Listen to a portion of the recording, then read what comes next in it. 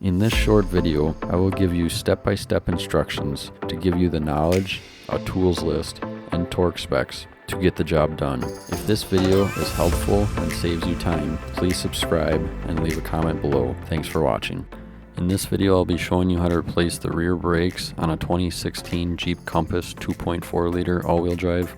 Here's a list of other vehicles that this video can be used for, and here's a tools list that you'll need to do this job. To get started, raise the vehicle up, remove your lug nuts, these are a 19mm, remove your wheel, and then on this caliper you can't remove the top caliper pin without removing the brake hose, so just remove the bottom one, this is a 14mm. Then remove your two caliper bracket bolts, these are a 14mm, you'll need a short extension.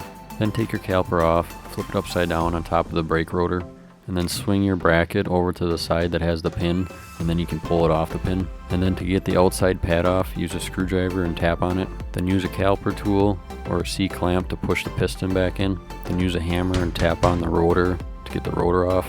And then you're going to want to use a wire brush to clean up the rust and corrosion on the hub.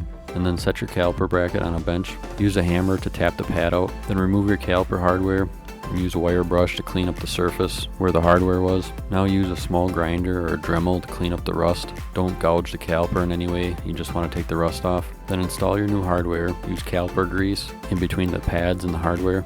Then install your pad on your bracket. Then install the outside brake pad by setting it in the caliper and tapping it down with a hammer. Then use caliper grease on the slide pins and then reassemble it the way you took it off. Then use some brake cleaner on the new rotor and clean off the shipping oil. Then reinstall your caliper bracket bolts. These are 14mm and they are torqued down to 32 foot-pounds. And then reinstall your guide pin that you took out. This is also torqued down to 32 foot-pounds. Then clean up the mating surface on the back side of your wheel. Then reinstall your wheel. Then torque your lug nuts. These are torqued to 100 foot-pounds.